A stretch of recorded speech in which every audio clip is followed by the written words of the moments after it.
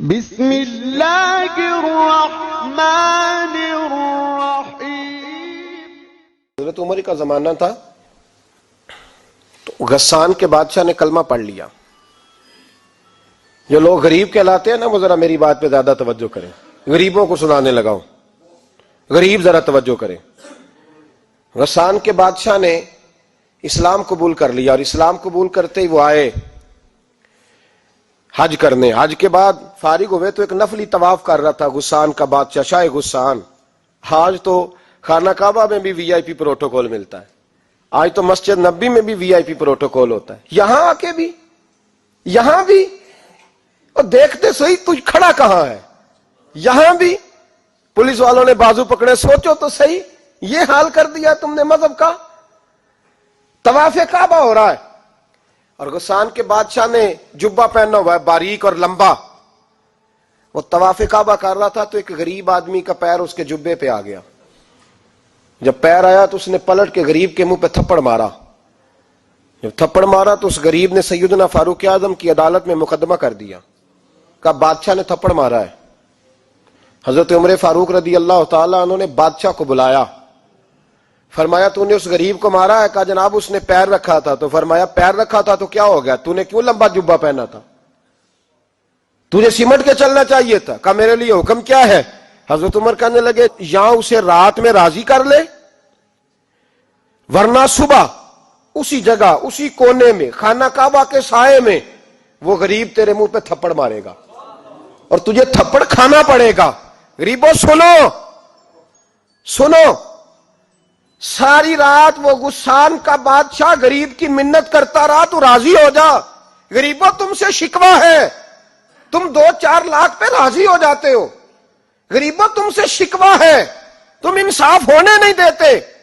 غریبوں تم تھوڑی تھوڑی بات پہ مطمئن ہو جاتے ہو، تھوڑی تھوڑی بات۔ جتنے غریب تن ہیں لباسوں سے دور دور، اتنی ہی چادریں میں مزاروں سے چھین لوں، اور جتنے غریب گھر ہیں اجالوں سے دور دور، اتنی ہی روشنی میں ستاروں سے چھین لوں۔ اتنی تو ہمتیں ہو میری کم سے کم بلند کہ شاہوں کے تاج فقط اشاروں سے چھین لوں۔ تمہاری زیادتی ہے، تم نے ظلم پروان چڑھایا ہے۔ جب تم چودھری کے کہنے پر، ایم این اے کے کہنے پہ راضی ہو جاتے ہو، تم انصاف ہونے نہیں دیتے۔ ڈٹنا سیکھو، کھڑے ہونا سیکھو۔ جب اسے کہا نا راضی ہو جا تو وہ غریب کہنے لگا میں راضی ہو جاؤں اور کل تو کسی اور کو بھی تھپڑ مارے؟ فرمایا جتنی تیرے پاس دولت ہے لا کے قدموں میں رکھ۔ ہم دولتوں کی پرواہ اس لیے نہیں کرتے کہ ہم نے محمد عربی کا چہرہ دیکھا ہوا ہے، اب میری نگاہوں میں جچتا نہیں کوئی، اس لیے کہ جیسے میرے محبوب ہیں ویسا نہیں۔ تم اثر لینا چھوڑ دو، تم اثر بڑا لیتے ہو۔ ہاں تمہارے اوپر چیزیں اثر انداز ہوتی ہیں، اس لیے انصاف نہیں ہوتا۔ ڈٹنا سیکھو، کھڑے ہونا سیکھو۔ جو بھائی ڈٹ جاتا ہے نا وہ بڑے کمال کر جایا کرتا ہے۔ ساری رات مناتا رہا۔ حضرت عمر سے کہنے لگا وہ نہیں مانتا، تو جناب عمر کہنے لگے پھر تیاری کر لے، ہم بادشاہ نہیں دیکھیں گے، دولت نہیں دیکھیں گے، ہم رسول اللہ کا دین دیکھیں گے، ہم نبی پاک کا نظام دیکھیں گے۔ وہ بادشاہ رات کو دوڑ گیا، بھاگ گیا، جا کے عیسائی ہو گیا۔ لوگوں نے کہا اتنا قیمتی آدمی عمر نے ضائع کر دیا۔ فرمایا چپ کرو، میں نے کوئی چیز ضائع نہیں کی، میں نے تو اپنے رسول کا دین بچا لیا ہے، کوئی شے ضائع نہیں ہوئی۔ عدل جب تک میں پھر کہوں گا، اس عدل کے نقصان میں ہر آدمی برابر کا شریک ہے۔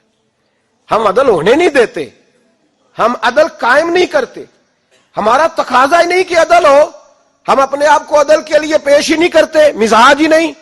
حضرت علی المرتضیٰ ایک جری انسان تھے، اور وہ علی تھے جن پر انسانیت رشک کرتی ہے، اور مولا علی وہ ہستی تھے کہ میرے مصطفیٰ کریم صلی اللہ تعالی علیہ وسلم نے فرمایا اس کے دیدار کو تو فرشتے بھی آیا کرتے ہیں، نا بڑا آدمی۔ اور پھر امیر المومنین خلیفۃ المسلمین حضرت علی، خود مولا علی نے حضرت قاضی شریح کو قاضی بنایا، چیف جسٹس بنایا، اپنے ہاتھوں سے تعیناتی کی۔ حضرت مولا علی رضی اللہ تعالیٰ عنہ کی زرہ گم ہو گئی، کافی دیر گزر گئی تو ایک یہودی کے پاس وہ زرہ آپ کو نظر آئی۔ حضرت علی نے ڈائریکٹ اس سے چھین نہیں لیا، حالانکہ امیر المومنین تھے۔